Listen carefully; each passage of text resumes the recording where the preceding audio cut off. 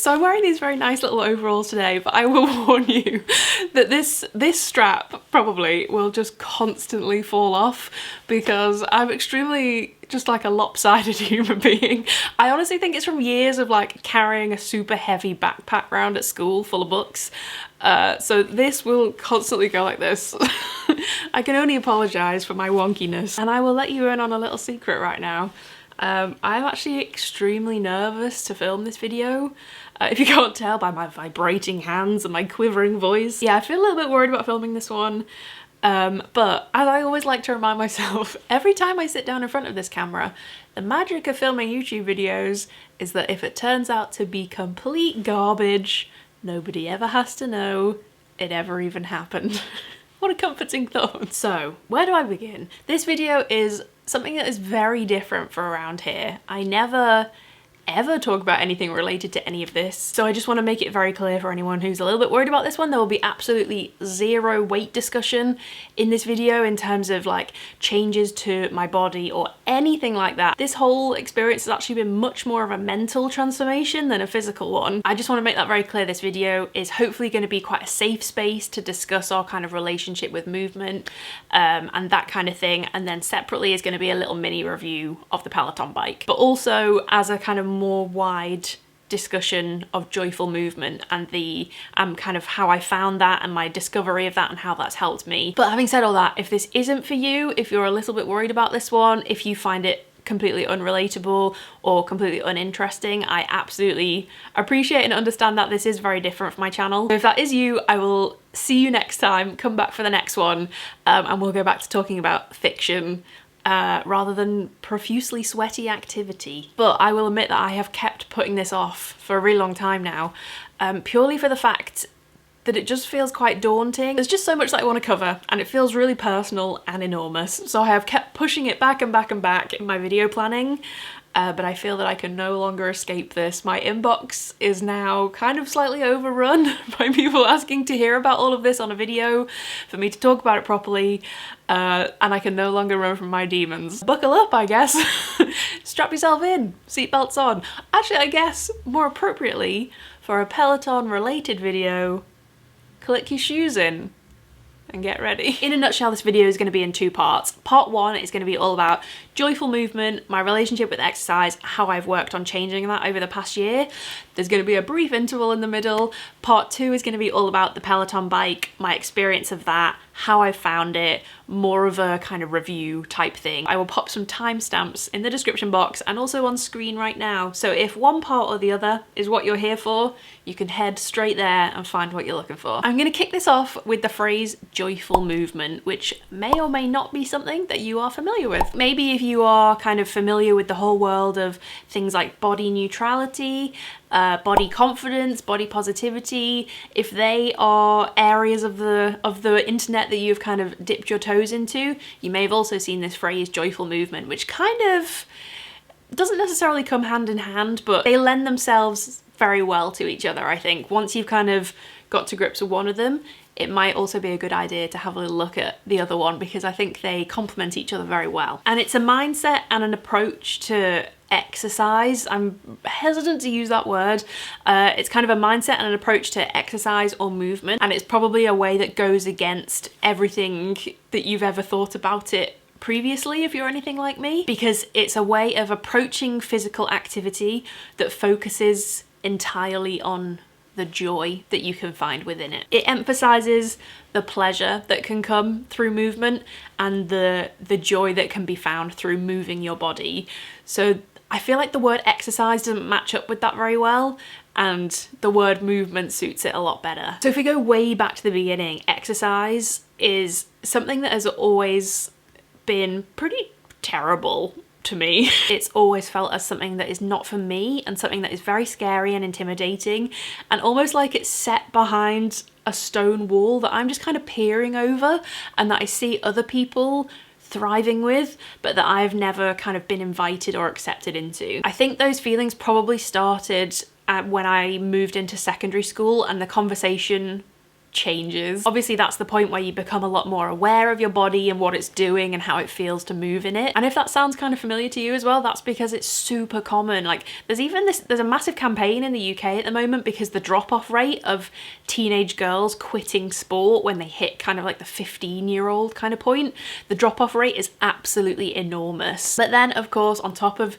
just being like a teenager in general and everything that brings with it, if you are someone who really struggles with anything body image related, if those issues really start to show themselves, body image, diet culture, eating disorders, you know, self-esteem problems, sport and exercise then also turns into something not just that you're probably not very good at or that you don't have an interest in, but it's also something that you're not good enough for and you're not good enough to take part in. Maybe you don't meet the beauty standards of a typically like sporty person or a fit person, and if your body doesn't belong to it, then in your head you don't belong to it. Plus with everything that you're probably consuming around all those problems, it turns into something that can't just be fun anymore. It changes its purpose. There's no longer any enjoyment there, and instead diet culture dictates that it's something that you do to change your body, and that is the be-all and end-all of exercise.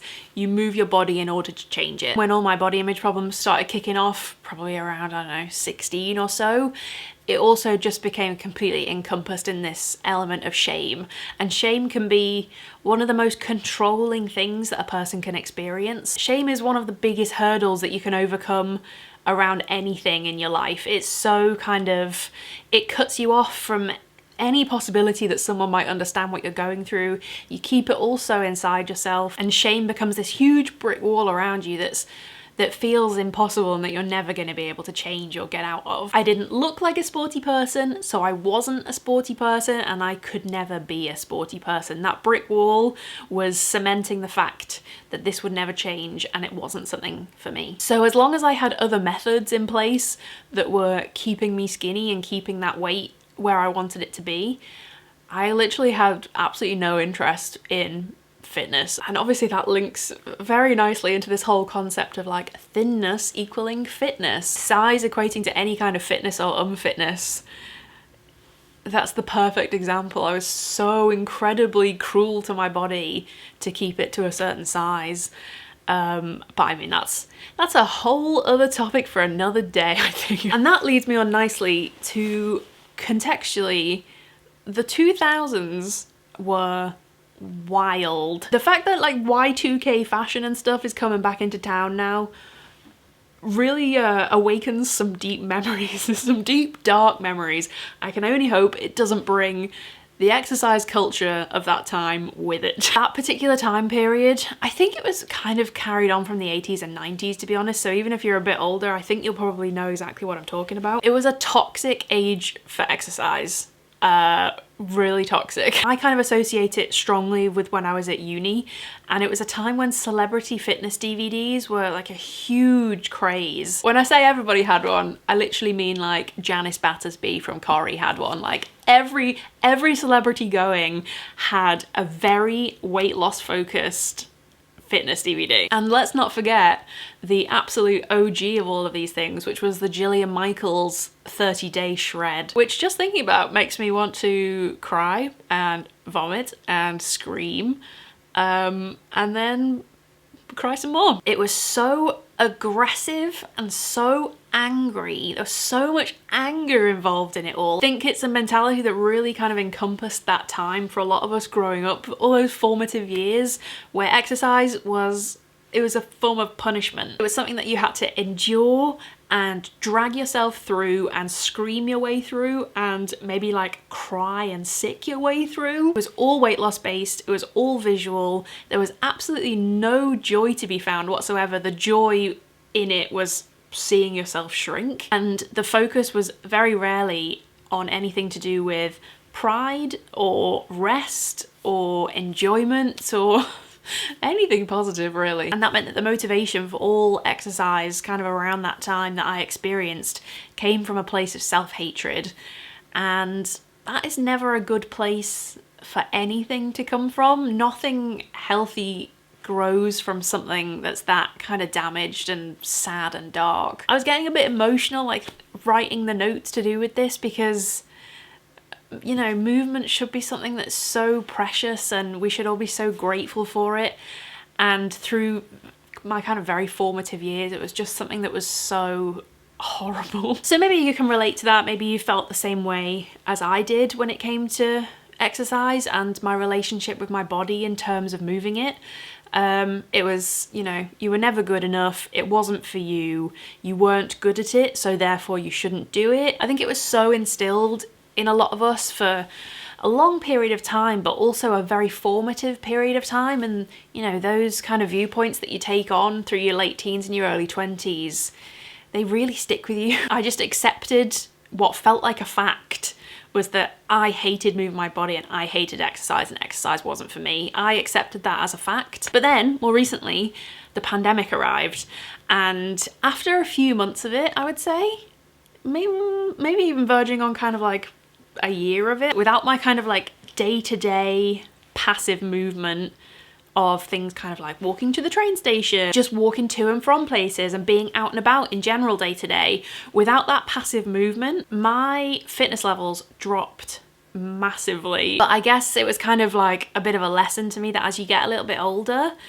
you can't just rely on that all still ticking along like a well-oiled machine. And rather than just assuming that it'll always be fine, you have to take care of yourself. You have to show yourself the care that you would give to someone that you love. So I knew that I wanted to start doing something to take better care of myself, but all of the associations that I have when it comes to previous exercise that I've tried in the past, and everything that's kind of like familiar to me and that I've turned to before, everything that pops into my head as a potential idea of what I could do, had major downsides and major kind of memories, and you know, nothing was appealing to me because it's all so wrapped up in shame, and they're all things that I never kind of wanted to touch again or bring back into my life. But I had started to pick up on this concept of joyful movement through people that I follow online, and the idea of that and kind of tapping into that and understanding it a little bit more felt like it gave me the same feeling as getting like a warm smile when you're having a bad day. Like it felt like a hand on my shoulder being like, it's okay. I've hunted high and low to try and find like the origins of the phrase itself and kind of like where the movement literally began and whose kind of brain baby child idea that it was, but I cannot find like the root creator of this idea. And there's so many kind of books and different Instagram accounts now and stuff that I couldn't pinpoint exactly where it came from. So if anybody knows, I will definitely pin that comment up. But I've basically learned about it through like following hashtags, a lot of my favorite creators online. I'll try and link a few resources that I can find in the description box down below. Joyful movement is a way of approaching physical activity as a whole that emphasizes pleasure and joy and choice and listening to your body and respecting it and resting and acknowledging the fact that any and all movement is a good choice for you and that whatever you choose to do is valid and the perfect decision for you. One of the reasons that I clicked with it so well, joyful movement, the idea of swapping out the word exercise for movement seems so much more gentle and inviting and welcoming and accepting to me. It basically just flipped a switch in my brain, and I don't even categorize what I do now as exercise. I just consider it to be the movement that I want to do that day. Instead, I think of it as like, oh, I'm gonna go on the bike and have some fun for half an hour, or I'm gonna go move my body on the mat for 20 minutes and like stretch my muscles out a bit because I feel quite tense today. Or I'm gonna try something new and see if my muscles can do this today, or if I'm just made of flump this morning. And having kind of put it into practice for the last year or so, I can really understand and see now that moving your body is such a joyful privilege to be able to like allow yourself to do. I was gonna say reward, but it's not something you have to earn.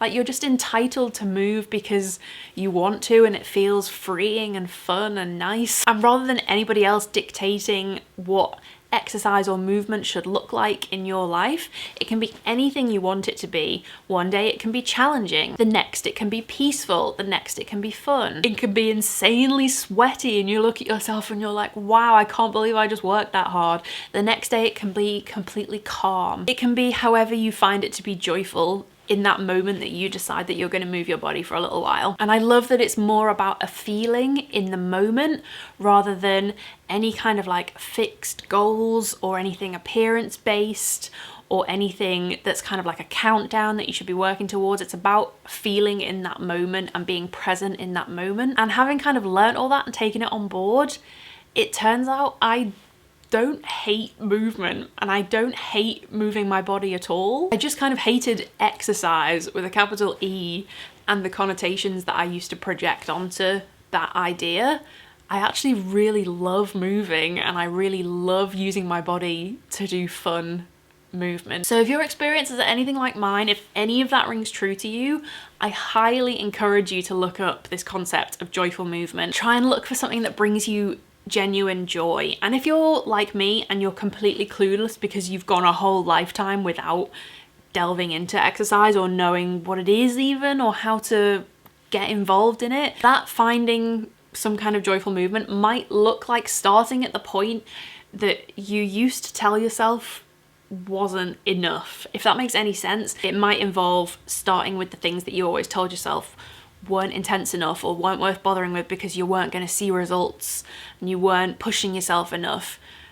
They still count as valid movement, and that's a really important realization. Things like stretching or yoga, which are just about connecting to your body and understanding how it moves a little bit better and getting to know it a little bit better. That kind of movement is just as valid because any movement that you find joy in is valid for your body. And you're allowed to take that power. There's quite a lot of power in just doing something because it just feels good and you enjoy it. I will just also note as well that similarly to joyful movement, there's also another idea that's kind of like intentional movement, I think it's called, which might also suit you as well. If you know that movement is just never joyful for you and that's something that you will never get to, you might like that kind of branch of the idea a little bit more, because even if you very rarely find joy in movement, you can still make the intentional decision for yourself rather than any kind of external forces or external messaging which might be telling you that you need to change yourself and that's the only reason you should do it. The intentional movement is you kind of claiming that power back and setting your own intentions for what you want from movement. Whichever you like the idea of better, whichever kind of route you want to go down, it's about reframing physical activity as something that is, you know, it's similar to when you have issues with food. It's about reframing it as morally neutral rather than anything to do with good or bad decisions or punishing or earning. Anything to do with that really puts kind of like a moral issue on exercise, and I think those old concepts don't do any of us any good at any point.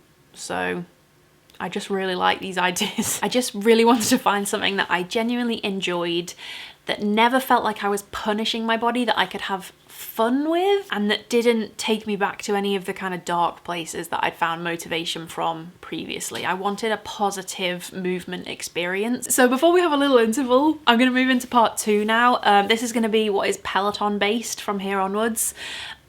So I completely understand if that's not something you're interested in or something you want to hear about.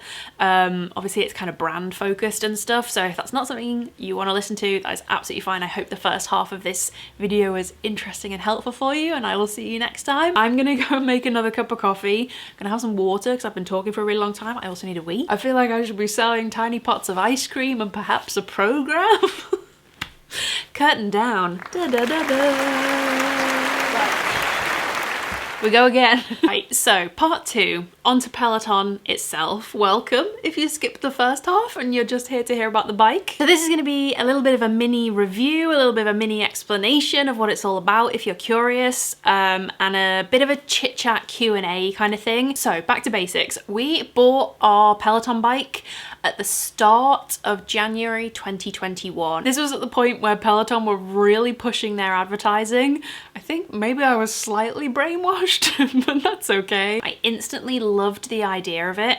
And the main thing that really appealed to me about it was that I could take part in really kind of fun, diverse, lively spin classes and really kind of get that like fun, infectious feeling of being in a spin class in complete privacy. And at this point, a year and a bit ago, the main priority for me was finding something that I felt comfortable with, a form of movement that felt comfortable and right and good and positive, that had the element of privacy to it. And I don't think that is uncommon a lot of people work out at home, a lot of people prefer at-home workouts. So I'd actually been considering the purchase since about the October-November 2020, before the January, but I kept putting it off and off and off. I even kept avoiding having the conversation with Adam, my partner who I live with, because it's a huge upfront expense. And having found that I had never stuck to any kind of regular movement before, I'd never been able to kind of carve out that healthy habit for myself, I just really doubted myself. I didn't have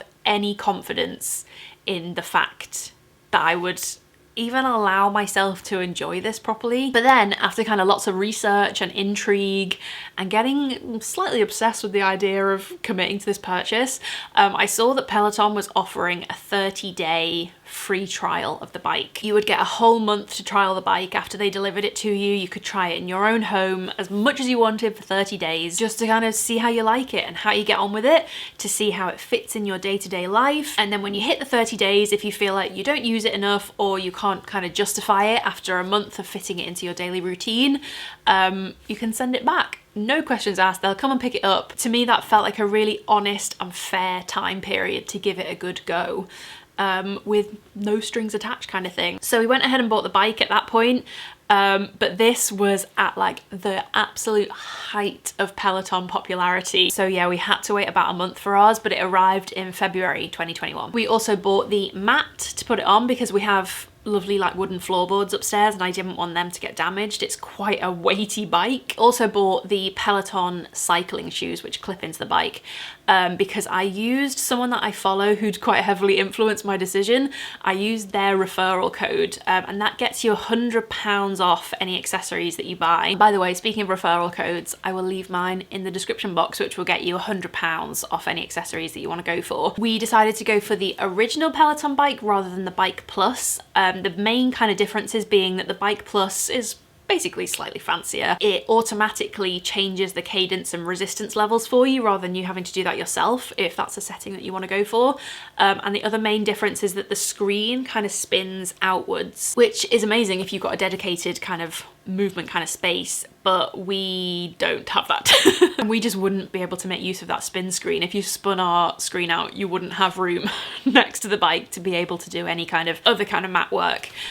So we didn't really have to and ah about it much. It would have been pointless for us to do that. I think the price difference, it's quite substantial. It's around like a £700 price difference, I think. Once you bought the bike and any of the kind of other gear that you want to match with it, you pay for that purchase to have that in your home.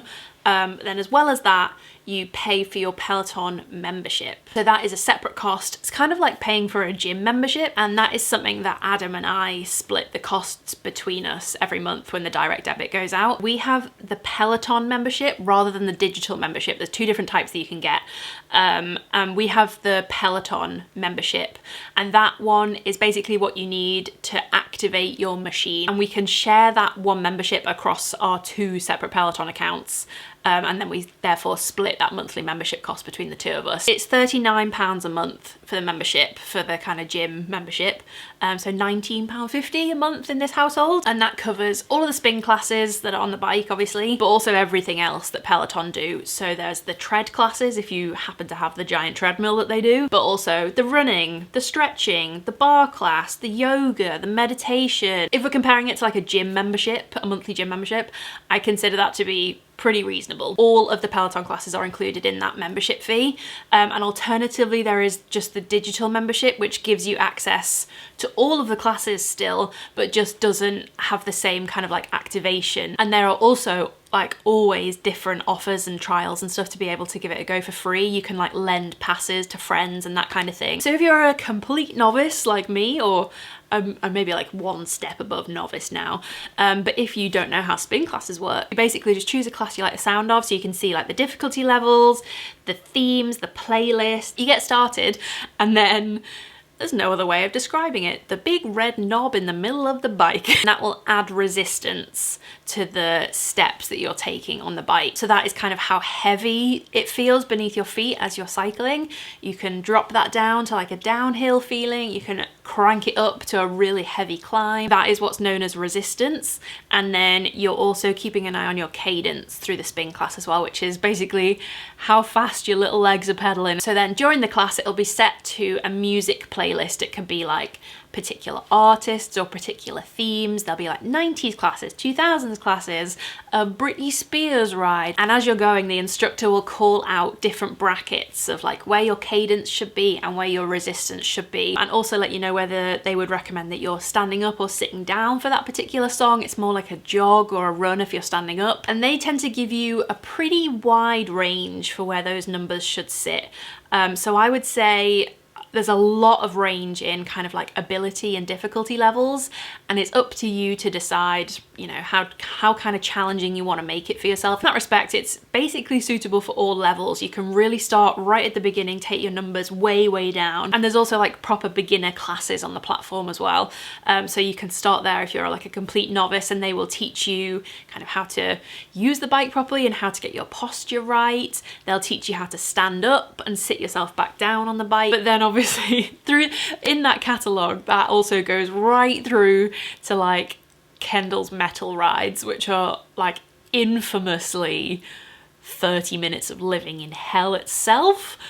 No thank you. I think I'll give those a miss, but have a lovely time. You can do live classes, so there's like people on the leaderboard that are doing it right there alongside with you, or there's a huge catalogue over like years and years of on-demand classes. Also, the instructor cannot see you, nobody can see you. There is a camera function on the bike, but that can strictly only be done with like friends that you accept to follow you and that you follow them back. Strangers cannot see you, the instructor cannot see you. Don't worry, do not be alarmed. Gavin from Pittsburgh is not going to be able to see you climbing to ABBA. So I am now going to get stuck in with kind of like the Q&A section of this. These are all questions that I have received over and over on Instagram. So I'm going to try and get through all of these as much as I can, and hopefully answer every single question to the best of my ability. The most popular question that I got by far and away, and obviously the thing that everybody wants to know, is the bike worth it? Is it worth the money? But I think it's obvious that like a personal answer to this question comes with enormous factors at play, and it would be so ignorant and stupid of me to say like, oh my god, it's so totally worth it, like no matter what your situation, you should totally go for it. We're a dinks household over here.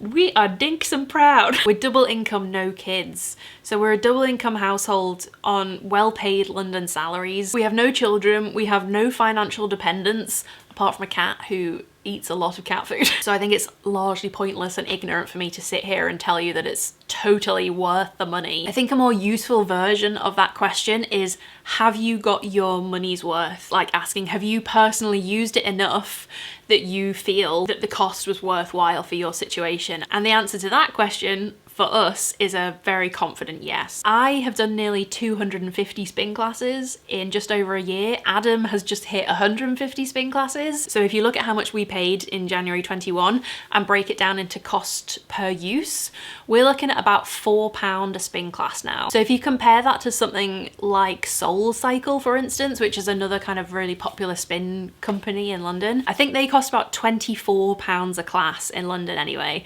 And then obviously on top of that, you pay for travel to get to the class and to come back. So if we look at it in terms of cost per use, it's a confident yes from us that we feel that we've got our money's worth from it and will continue to do so. And a similar kind of popular question to that was like, is the bike worth it or is the app alone enough? So again, I can only give you my personal opinion here on this and explain my kind of workings for the decisions that we made. I know a lot of people much prefer to just pay for the cheaper digital membership and pair that with kind of like a non-Peloton spin bike. So you can like put the Peloton app onto your iPad or onto the telly, put the normal bike in front of the telly and use the Peloton software, but just with a standard bike. Considered to be like the famous Peloton hack. I watched a video, I think it was Carrie Dayton, my bae Carrie Dayton, she did the Peloton hack, I think. So if I can find her video, I will link it in the description box for you if you're interested in maybe giving that a go.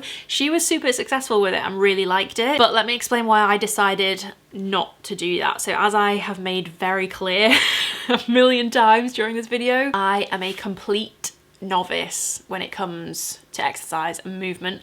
I have absolutely no experience of any positive habits with it whatsoever. It also means that I've never been able to challenge myself or appreciate what my body can do, or kind of understand how my body reacts to different exercise challenges and stuff. So if you use the Peloton classes but not the proper bike, it's up to you to estimate where those numbers should land on your own bike. And I just knew that with my complete lack of experience, I would not be able to push myself appropriately to be able to honestly match what they were calling out. It's such a complicated relationship between mind and body that trust that you need for kind of determination and pushing yourself a little bit and pushing your limits slightly, that really didn't exist for me, and I didn't trust that it would be there. So I really wanted that black and white numerical guidance of kind of like difficulty bracket for me to kind of follow in a very foolproof way. So I would say if you're like a bit more experienced than me and you trust your own body and mind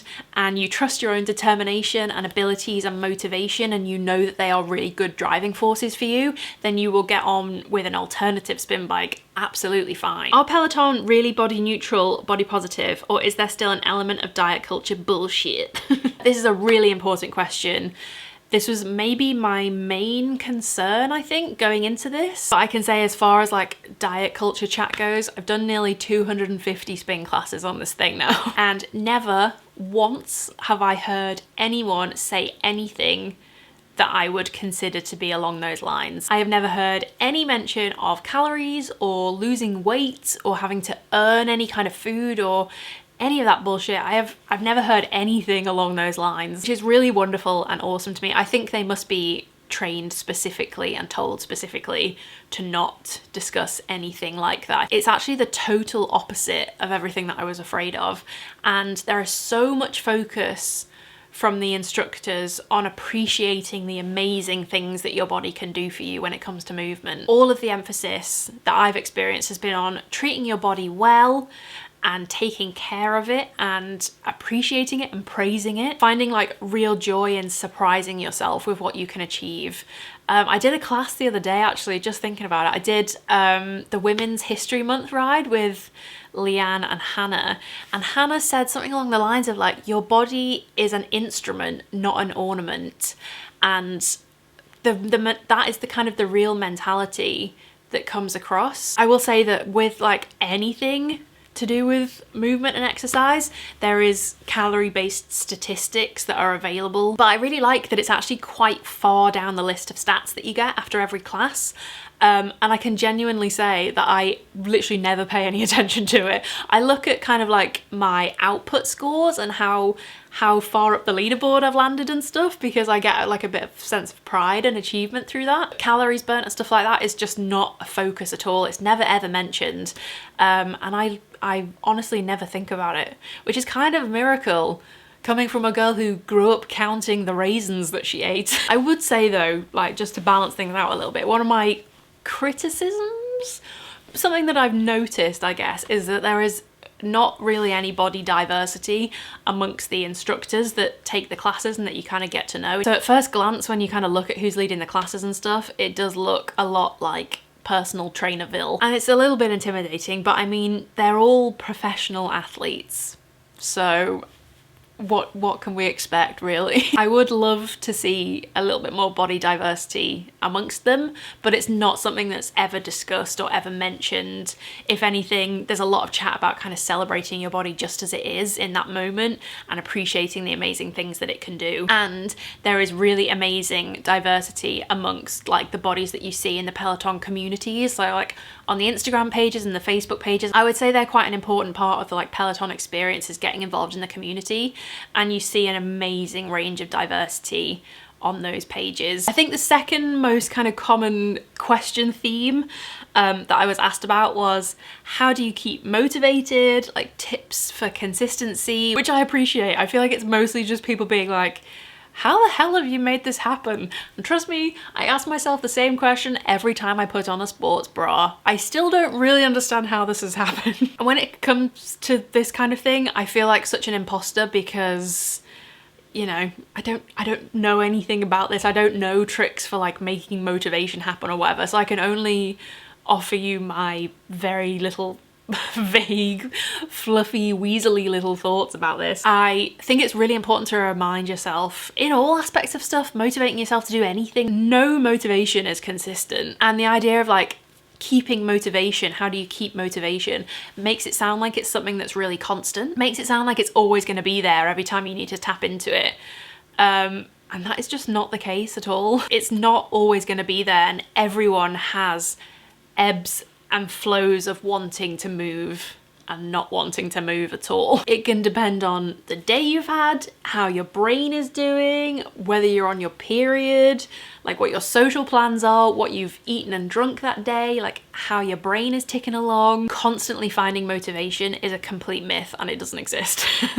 But the motivation that is there, that ebbs and flows and comes and goes, is there for a few different reasons. So number one, at the start, obviously, like any shiny new toy that comes into your life, it's something that's new, it's a bit of a novelty, it's exciting. I'm not gonna lie, number two, the enormous cost is a really good motivator, and the thinking has kind of the whole way through kind of been like, okay, I need to do myself a favor and get this bike down to as low a cost per ride as possible. Like I was explaining earlier, we're down to about £4 now, so we're doing pretty well. But when it comes to motivation, realistically, the biggest thing for continued motivation for me has been this discovery of joyful movement. The biggest thing that has helped me has been removing any and all pressure that I have ever previously put on myself about exercise and movement. And for me, the fact that I enjoy spinning and I find it really fun and I have a great time while I'm on that bike, that is motivation, because I want to do it, because it's really fun and I have a great time, rather than those kind of feelings of obligation and like forcing yourself to do it when you don't want to. It's respecting yourself enough to ask yourself that question of being like, do I want to move my body today? Would it feel good for me to move my body somehow today? And a lot of the time, the answer to that question is yes, I would like to move my body today. How do I want to do that today? Don't get me wrong, a lot of the time the answer is no, absolutely not. I would like to remain horizontal for the foreseeable future and watch 10 episodes of Schitt's Creek back to back.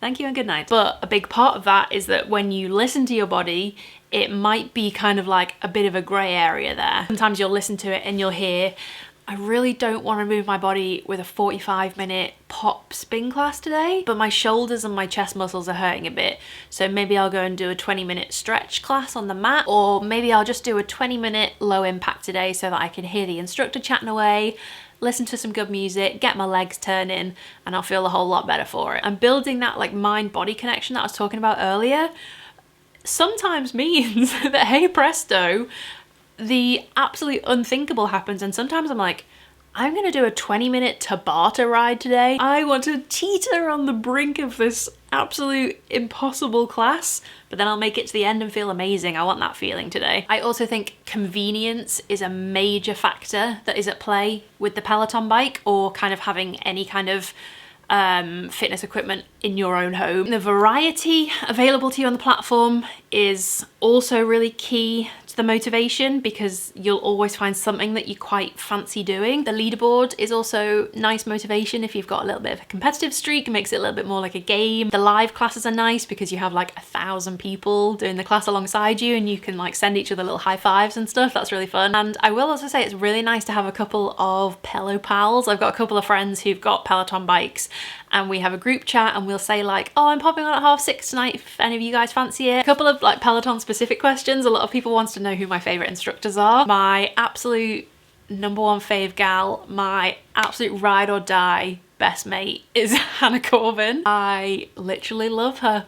It feels like we're actually mates. We spent so much time together during the pandemic. I think it's similar to like the kind of way that people maybe feel about YouTubers or people that they follow online, that I genuinely feel like she's my friend, which is probably a sign that insanity is looming just around the corner. But honestly, she's one of the most supportive people in my life. She has this like ongoing message of treating your body like it belongs to someone you love, which is so my vibe. I just love it.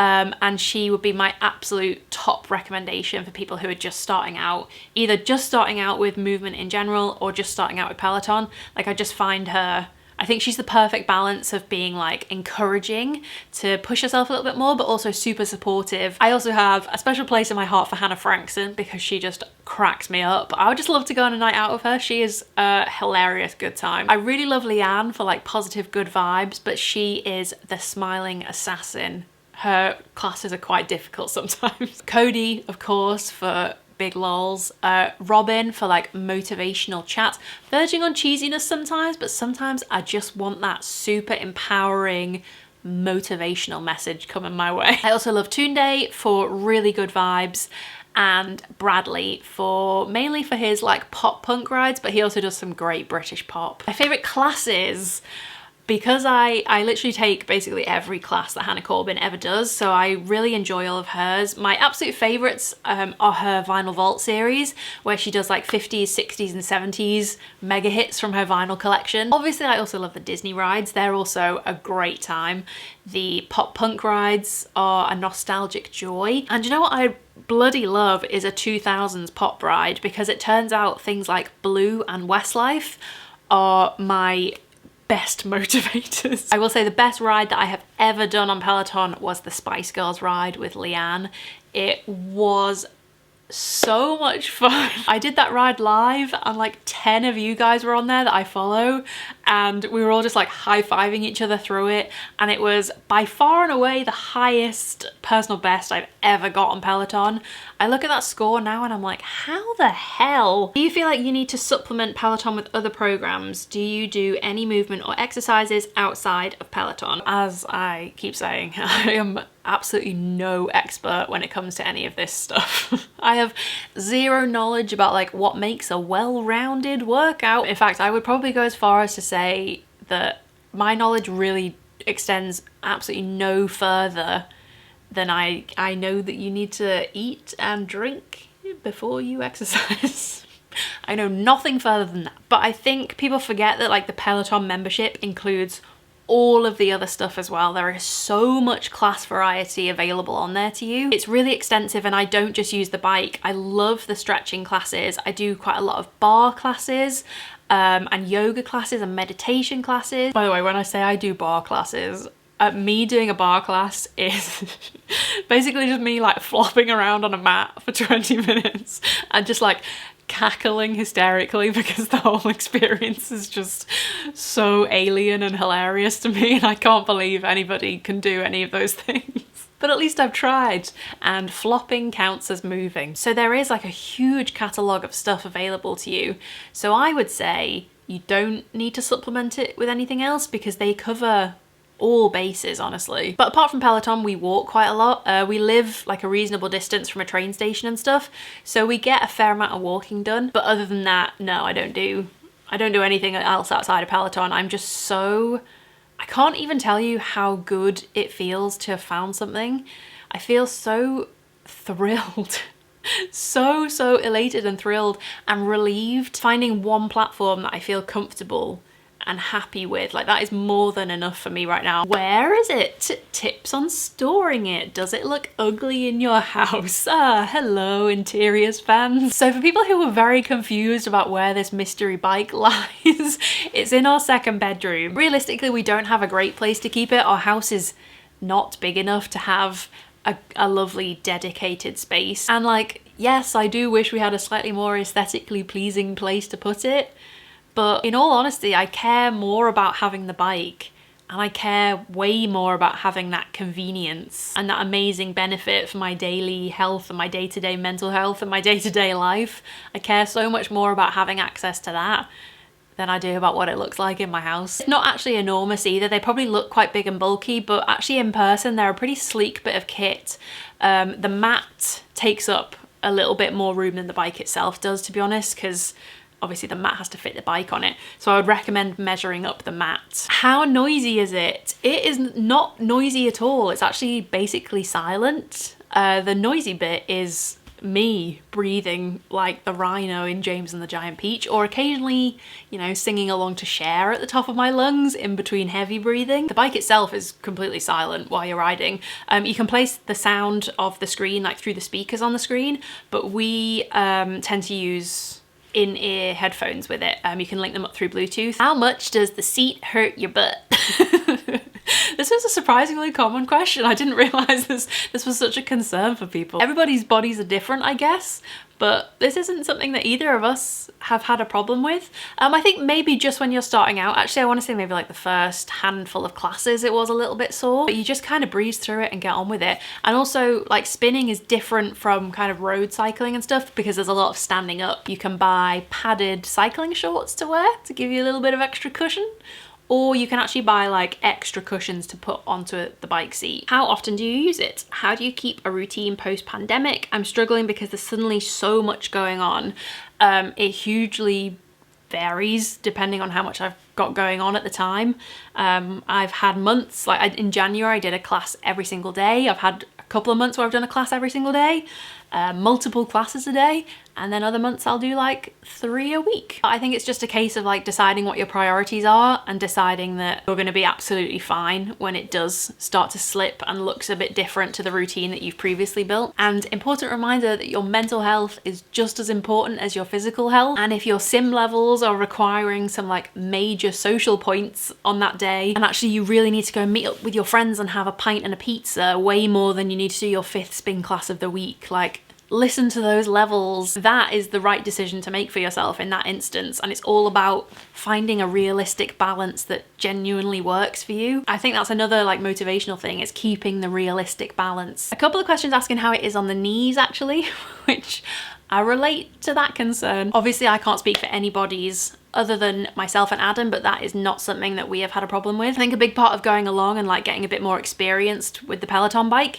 is that you learn the correct kind of like posture and form and positioning for yourself for the spin classes, and you learn to kind of adjust the seating position to suit your body size and your body shape and your body length and your arm length and your leg length and your knees and all that kind of stuff. You eventually find the perfect position for yourself, and if that's not right, and as you're learning you can get various little twinges in pretty much every body part you can think of until you find the right position. But there's loads of tutorials online, like video tutorials and stuff. You can book in for like one-to-one measuring setups. You can go in store and get measured up on the bike. Who uses it more? I do, but Adam lives a kind of more active daily lifestyle than I do. Maybe we're about the same when it balances out in the end, but I mean, the stats don't lie. According to the Peloton stats, let it be known, it's me, make no mistake. What does Flo think? I love that you're all concerned about what my cat thinks of my Peloton bike. She is always, without fail, shut firmly out of the room before either of us starts a class, just in case of any danger, which I think is pretty important when it comes to having pets in the house. She just thinks it's some kind of like giant climbing frame, which occasionally has some laundry hung over it when it's not switched on. I had lots of questions for like recommendations of workout clothes actually. But this is something that I'm going to fire straight back to you because I'm not really sure, to be honest. I've accumulated a lot more than I've ever had before. I literally had nothing to work out in when I first started. I did my first Peloton class in like normal day-to-day cotton leggings and a giant baggy t-shirt. I do now have a few bits from the ASOS own range, which I really recommend. I really like their stuff. And I do also have some of the Peloton branded activewear, which I really like as well. It's lovely, but I think it's super overpriced. It's so expensive. It's like Lulu. They like collaborate with like Nike and Lululemon and stuff, but I would like to find some others because no one tells you, this is something else that I can add to this, no one tells you how much your laundry load increases when you start to do daily movement. Like, I do so much more laundry now because I'm just constantly washing sweaty leggings. Did you struggle to remove weight loss as a goal from exercising? Weirdly, no, I didn't. Not really this time anyway. Every other time, yes. Exercise has only ever previously been to lose weight for me. I've taken no joy from it. It's not been an experience that I enjoy or look forward to. It's something that I have to grin and bear and get through. I think the difference this time was that, as I said, during the pandemic, I reached a point where I could feel that my fitness had slipped, just like my day-to-day passive fitness. And that was kind of the turning point for me to be like, okay, I want to look after myself a bit better. I want to look after my body. And that was a decision that was entirely fitness related and entirely kind of like care related. So because that was kind of like the deciding factor for me right from the beginning, weight loss never really came into it this time. Which is pretty crazy actually. Honestly, this whole kind of joyful movement thing has just completely changed my thinking. I can't recommend it enough. How has your relationship with your body changed since doing more movement? In a really nice way, because it's definitely helped me gain a lot more respect for my body, which is something that I've never even really considered before. I've never ever had respect for my body before. It's just been something that I've had to change as quickly and as drastically as possible. I've never held any respect for it or what it can do. Like when I beat my own scores on the bike and I set myself like new personal records and stuff, or if I land high on the leaderboard and I'm surprised by where I come on the leaderboard, it's the most amazing feeling and I'm like, I can't believe I did that. That's so cool. Do you think it was necessary having a period of time away from exercise during and after your ED recovery so you could reintroduce in a non-punishing way? Or do you wish you had found a way or introduced movement regularly and joyfully sooner? It probably goes without saying, I wish joyful movement as a concept had been something that I had stumbled across earlier. I wish I could have latched onto it aged 14. I wish a teacher could have told me about it 15 years ago, and that I never would have stopped myself enjoying running around and moving my body and appreciating all the things that it can do for itself. Of course, it goes without saying, I do wish I'd discovered it sooner, even if not a year sooner, 2 years sooner. But like all these things in life, these are the cards that I was dealt. These are things that I have overcome and I have held my own hand through, and it's all a big part of my story of growing up. It was a massive factor of the person that I was while I was growing up. You have to be so patient with yourself while you learn these lessons, and I've done a lot of growing up and changing. I'm a very different person now and I feel very distant from that girl, but I know that she would be so surprised and so proud to know that in the future she's moving her body just through happiness and joy alone, and she's eating fresh, nutritious meals every single day, and she's happy in herself. And it might take a really long time to get there, but bloody hell, it makes you so grateful for the contrast of where you used to be compared to now. And it's not about how long it takes to get there or thinking, I wish I'd done this sooner or I wish I'd learned about this sooner. It's not about the time frame or how long it takes. It's about making the best decisions that you can for yourself in that moment and doing what you think is right for yourself in that moment, and that's all you can do. There's not a lot of point really in lamenting like what you could have been if you'd learned these things sooner. I think it's much more beneficial to appreciate like how far you've come and what you've pulled yourself through. I thought this was a really great question actually. Advice for noticing body changes when you do start moving and keeping neutral about it rather than using it as motivation or demotivation. And actually I think this is way too intelligent a question for me. I don't actually have any great advice for it, to be honest. I think maybe the bigger picture for this one is thinking about the conversations that we should all be having with ourselves a bit more often, and like reminding yourself that you're always beautiful, whatever your body looks like at any given point, and that is always the least interesting thing about you. Reminders that your body is doing amazing things for you, whatever condition it's in. So strong and gets you through so much no matter how it might change physically. And I think being present really helps with that as well. It's about like focusing on how it feels when your body does cool things for you, how it feels in that moment. I'm not sure I have much helpful advice for this one, to be honest. If anyone does, please feel free to leave it in the comments. Would you do anything different when you started? I do wish I had taken the plunge and bought the bike a little bit sooner, like when I first started thinking about it, because I put it off for maybe like 4 or 5 months or so. But then I do think you need to think about these things. Like it's not just like a drop in the bucket purchase, like it's a big one. But kind of the reasons I put it off, and that like I didn't really trust myself to allow myself to enjoy it. Like I think that's quite sad thinking about that now, and I would believe in myself so much more. It's just changed my life in so many positive ways now over the past year. And I just think about literally, I lost decades of movement that it turns out I really enjoy, and I find peace and fun in that. and I lost decades of it, all because of the negative connotations that I'd placed on exercise and the judgment that I felt about myself and that other people were putting on me. I've lost out of so much of that, so I wish I had trusted myself a little bit sooner to see how I got on with it. How much better do you feel for using it? Is it life-changing? This is the perfect question to end on. How dramatic. We love a dramatic finale. I feel ridiculous when I say this out loud, and I feel ridiculous every time I say it because it sounds so dramatic and it's just like not me at all. Like, I can't even say it without laughing because it just sounds so ridiculous. But the decision to commit to this has just changed my life in so many ways. My mindset and my mental health has come on leaps and bounds. I've dropped my resting heart rate by like 20. I no longer feel breathless when I'm out and about. My fitness levels are back to where I feel comfortable with them being. So, not to get too dramatic or over the top with you, but it's literally changed my life. Wow, we almost got through a whole video without a stupid accent and I ruined it. That is what we officially call an epic. I think Peter Jackson is stepping in to direct this one once I turn the camera off. I can't believe how long that was. When I tell you I've been filming for hours. Let me know in the comments if you've got any questions. I'd love to have a chat with you more about this. Like I've got anything else left to say. I think I've now hit my word quota for the year, so I will be sitting in silence until December. Don't forget you can also follow me on Instagram if you want to find me over there. I'm at Lucy Jane Wood, and I will also pop my Peloton referral code in the description box if that's something you want to use. Thank you guys so much for watching. I really, really appreciate it. If you made it to the end of this one, Godspeed, my friend. Thanks so much and take care, and I will see you very soon with another video. Bye.